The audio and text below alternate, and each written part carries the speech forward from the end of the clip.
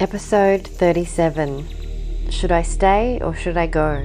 Welcome to Thriving with Nature, a podcast that gives you the tools you need to live a modern lifestyle that helps regenerate our planet. And now your host, Hayley Weatherburn. Hello Thrivers, and welcome to this week's podcast. Wow, 37 weeks. I can't believe that. That's so amazing. What a year. Thank you for those who are listening from all around the world. I get to see, I have a look, and there's people from countries I hadn't even heard of. Well, I had, but it's so exciting that you're listening. And I just want to say thank you so much for being here on the Thriving with Nature journey. It is a journey. I started this podcast to explore all things thriving with nature so that we can all become regenerative beings. Much like anything that's in nature, it helps thrive for itself, but also for the whole system. And I think as humans, we stepped away from that a little bit. And I do see a lot of people coming back, especially after, these past 6 months of COVID, of people coming back to their nature and connecting with that. And so today, I want to share, as I said, it's a bit of a journey. I love doing interviews with the most amazing and inspiring people in all different areas of growing food, of saving our planet, of energy, all sorts of things. But today's episode is a sharing of the Thriving with Nature journey in regards to should I stay or should I go? As you've probably been listening, if you've been listening to the last few podcasts, I do share every now and then a little bit about what's going on in my world, and my own Thriving with Nature world. And today I'm back in Canggu in the city, and there's a motorbike to prove it. It's not as tropical bird sounding as it was up on the mountain, as you heard probably a few episodes ago, where I just was silent and there was beautiful tropical birds in the background. I have to record this podcast very early because it's the quietest time. Now, which is bringing me to the reason why I'm recording this is as you know, I was up in the land for a month to explore options. Was that mountain calling me? Is this the place I want to be? To start to really put my money where my mouth is. I do have my gardens and I'm growing. If you watch on the YouTube channel, you see I do grow an urban garden here. I have raised beds. I have my living supplement garden and all that here. However, I really do want to get my hands into the soil. I want to do some syntropic agroforestry. I want a bit more land. And there's this conflict inside of me of I want to show all of you who are listening and who are interested in how we can thrive with nature, whether we stay in our urban gardens or whether we move away.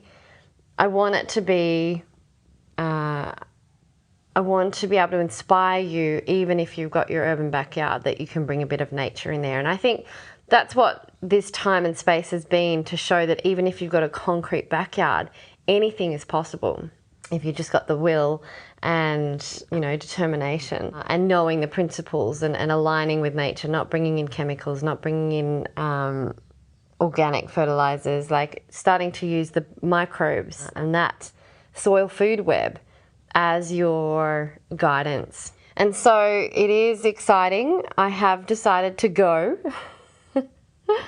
I'm going to this land, and it's an hour and a half away from Canggu, from the city. It's much more isolated, as you would have seen. And I do invite you to come and follow me on the YouTube channel, Thriving with Nature, because I'm about to embark on this journey. I'm about to share the idea of this single white female going into the jungles of Bali to regenerate some land up there. I want to know that I'm not destroying land that was already a pristine rainforest. That's the last thing I would do. but regenerate and bring and inspire these natural practices again, in the practices of syntropic agroforestry, of permaculture, of biodynamics, all of these things in around the local community, and hopefully inspire them to grow some of their own little gardens. I heard a story up there. There was a company right before COVID, and they sat down their workers and said, is anyone growing their own food? Like, this is right at the beginning of COVID. And none of them were. They were all still going to markets and things. And so it was an interesting fact, is that being able to grow your own food has been lost in not just the Western world, but even in some of the local villages. Here in this culture in Bali, it's actually, the farmer is considered a lower caste in some ways, in that, you know, it's not cool to be a farmer. For example, and this I found very, very interesting when I first came to Bali, was that, so in Australia, we're all out in the sun, we're getting tanned, we want to have a nice little healthy tan.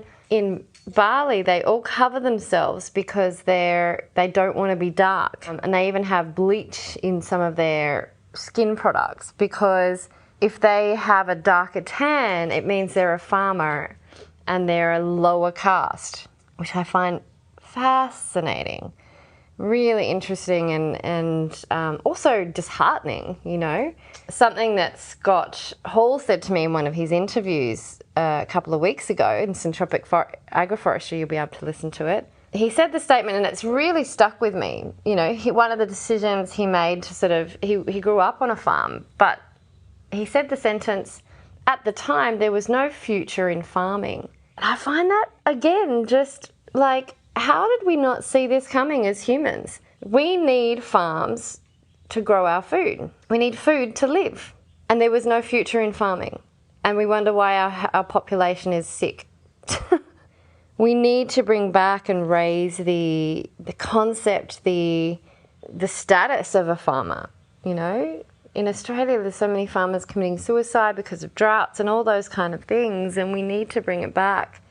Regenerative agriculture and regenerative farming can really flip this around. And so, yeah, I choose to, even as I'm sharing this with you, I'm having these moments of, yes, I really want to go out there and help, I guess, become a farmer. I never considered myself as one, and I'm not one yet. I wouldn't even, you know, there's so much to learn and so much to do before you can even claim to be an amazing farmer that grows food that is aligned with nature and it's nutrient rich. And I want to bring back, regenerate soil so it's got the full nutrients, and it's, you know, really being part of that guardian of the earth, of helping regenerate our planet. So yeah, even thank you for all listening, because even while I'm talking to you, I am inspired to be one of the people that goes out further in the distance and hopefully inspires you from YouTube. And I will do pot plants and things because I want to make sure that you can also do this at your home as well. So that is what's happening. In 3 weeks' time, I have to pack up this home, and I'm moving into a temporary cabin that is extremely basic, very, very basic. Outside bath, outside toilet, bit fancier than an outdoor dunny that you would know of in Australia, but definitely a lot more basic, very far away, a lot more quiet and peaceful. So these podcasts won't have as many noises, although you probably have heard my cat's collar shaking in the background. Apologies. Very professional podcast here. So that is what is happening. So on the 9th of October 2020, I will be moving from the city. When I say city, it's Canggu. It's a beach town, but still, back up to the mountains.